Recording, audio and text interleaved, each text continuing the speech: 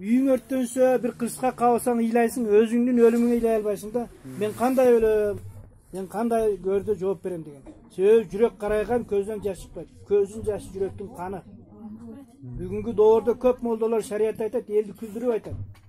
Кадимкидей күлдүрөт да, эме кылгандай, баягы кулдулдар сыяктуу. Илгери молдолор шарият айтса бүт баары өңгөрө ыйлайт. Анткени ал молдолордун өзүндө ошондой коркунучу болгон. Сөзүндө дагы ошондой коркунучу болгон.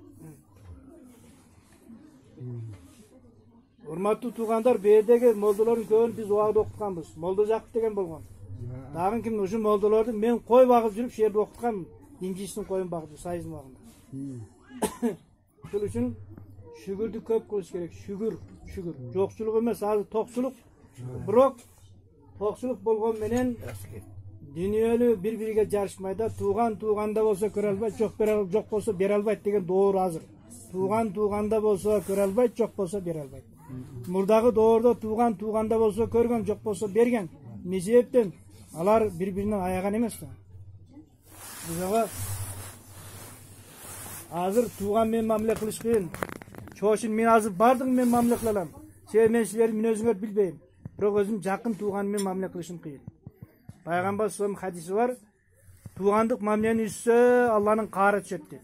Азыр бүт üzülgөн дүйнө көп да.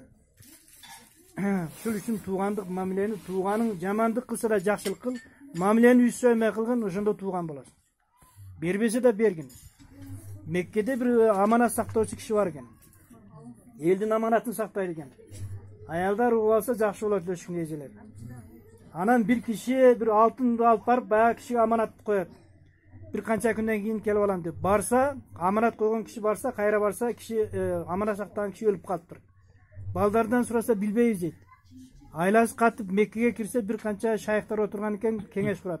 Урматтуу аксакалдар, мен аманат сактаган кишиге аманат алып барып койсом, кайра барсам кайтыш болуптур. Балдар билбейт, эмне кылайын десе, сен Замзам кудугуна түндүн bir окумда барып туруп, кыйкыргын, "О, паланчы, менин аманатым кайда?" десең, кудуктан үн чыгат дейт. Биринчи күнү барып кыйкырат, үн чыкпайт, экинчи күнү кыйкырат, үн чыкпайт, үчүнчү күнү үн чыкпайт. Анан кайра барат. Үн мага жооп болбот десе, аксакалдар жакасын кармап, "Тооба кылдым, кандай болду экен?" Бул киши өмүрүндө намаз, орозону калтырган эмес, бирөөгө кыянат кылган эмес. Бул дозок жакка кеттиби экен. Йеменде bir Бархут деген кудук бар. Бархут деген жерде кудук бар. Ошо кудукка барып үндөчү дейт. Анан барып ошо кудукка биринчи эле күнү түндө барып, "О, паланчы, менин аманатым кайда?" десе, "Сенин аманатың түркүктүн түбүдө көмүп койгом" дейт. "А сиз эмне бул дозоклорго жооп бере турган жакка келип калдыңыз?" десе, "Аллага кулчулугумду өмүр бою кылдым, бирок bir туугандан мамиле үзгөндүгүм үчүн Аллах Таала мени дозокко киргизди" дейт.